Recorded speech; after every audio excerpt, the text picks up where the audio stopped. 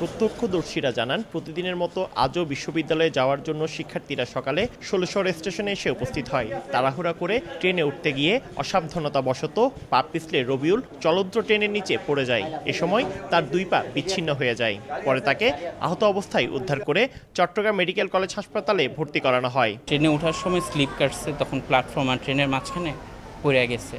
অসাবধানতার কারণেই এই দুর্ঘটনা ঘটেছে বলে জানান ষোলশহর রেল স্টেশনে দায়িত্বরত পুলিশ কর্মকর্তা ও স্টেশন মাস্টার। অ্যাক্সিডেন্টালি স্লিপ করার পরে ট্রেনের পিছনে নিচে পড়ে ওনার হাঁটু থেকে নিচ পর্যন্ত দুপা বিচ্ছিন্ন হয়ে যায়। পরে তার পা দুটা কাটা গেছে। সে গাড়িও ওই টাইমে ঢুকতেছে, তখন টাইম হলো 8:18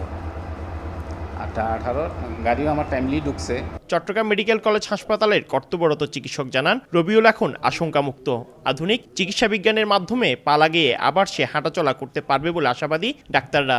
নিউরোলজিক্যাল ডেফিসিট নাই, শুধু তার অ্যাম্পুটেটেড দুই পা, এটাই।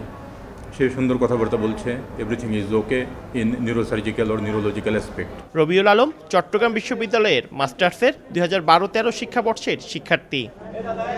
পার্থপ্রতিম বিশ্বাস, সময় সংবাদ, চট্টগ্রাম।